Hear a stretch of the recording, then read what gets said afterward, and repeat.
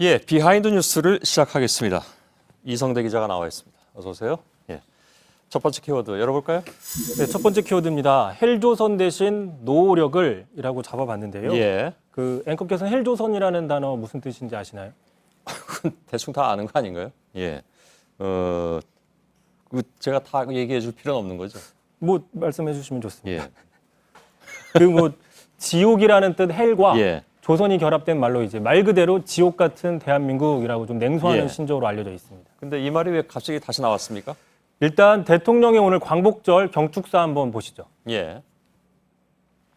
대한민국을 부정적으로 묘사하는 잘못된 풍조가 퍼져가고 있습니다.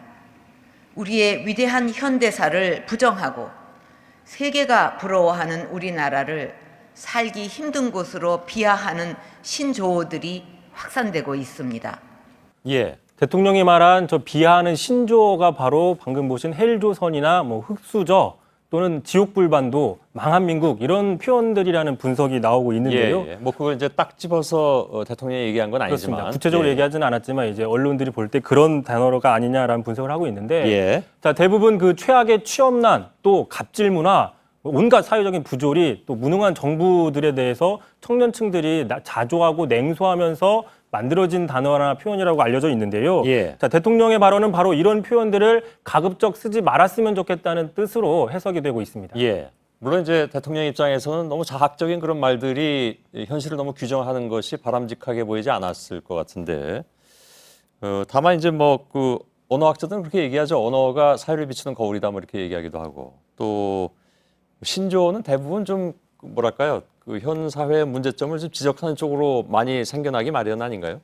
그렇습니다. 이미 언론 보도 같은 걸 좀 보시면요. 예. 그런 표현들, 좀 전에 말씀드린 이런 헬조선이라는 표현들 이미 심심찮게 종종 쓰이고 있습니다. 예. 심지어 미국 언론에서도 우리나라 젊은이들이 지금 자기들의 우리나라를 지옥이라고 부르면서 떠나려고 한다라는 제목의 기사 같은 걸 보시면 우리 사회를 설명하는 단어로 저렇게 헬조선이라는 표현을 이미 소개하고 저렇게 있습니다. 해놓고 있군요. 그렇습니다. 예. 말 그대로 헬조선인데요.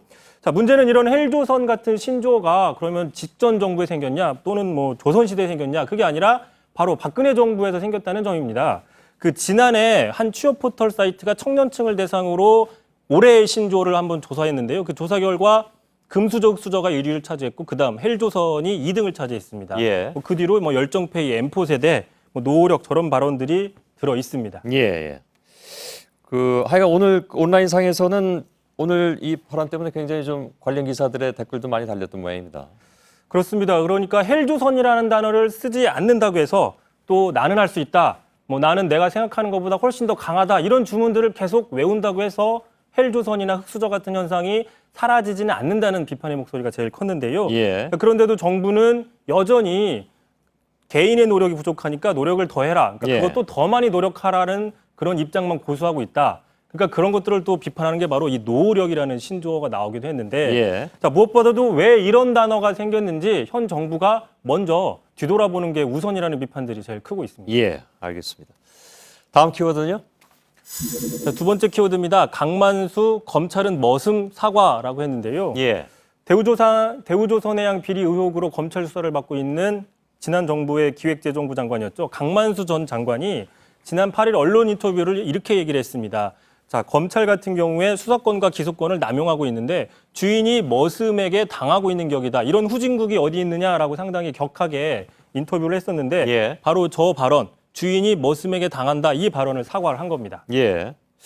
뭐 검찰이 국민의 머슴이라는 말은 틀린 말 같지는 않기도 하고. 근데 하여간 그 인터뷰 내용은 왜 그런지 모르겠지만 아무튼 이걸 좀 사과한 모양인데 그러나 또 국민의 머슴인 검찰의 입장에서 잘못된 일이 있으면 당연히 또 조사하는 것이기도 하고 뭐 여러 가지 생각이 좀 떠오릅니다. 그렇습니다. 그래서 본인의 해명은 뭐냐면 원래는 그 종이다. 종이라는 공복이라는 표현을 쓰기 때문에 예, 공무원에게 종이라는 표현을 하려다가 머슴이라는 표현을 잘못 써서 좀 부적절했다라고 해명을 한 건데요. 예. 자, 어쨌든 강 전 장관이 대우조선 부실의 책임이 자신에게만 몰린다고 생각을 하고 최근에 어떤 심리적인 압박을 많이 받고 있다라는 게 주변의 전언입니다. 본인이 굉장히 억울하게 생각하는 뭐 거예요. 그렇습니다. 예, 예. 그런 상황에서 이제 감정을 억누르지 못하고 좀 저런 거친 표현들이 나온 게 아니냐는 분석들도 나오고 있습니다. 예, 알겠습니다.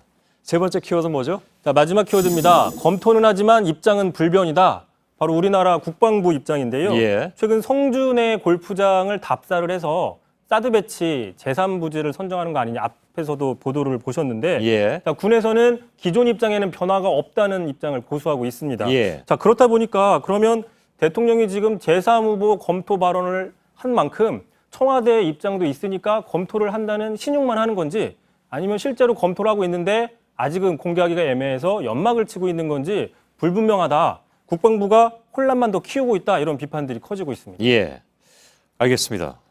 뭐 입장의 변화가 없다면 다른 제3의 후보지를 답사 안 해도 되는 것이 아니냐라는 반론이 있기도 하지만 또 뭐 입장 변화가 아직까지는 없다는 쪽으로 받아들여지는 것 같기도 하고 조금 헷갈리는 건 맞는 것 같습니다. 국방부가 국민을 헷갈리게 하고 있습니다. 예. 이성대 기자였습니다. 비하인드 뉴스 잘 들었습니다.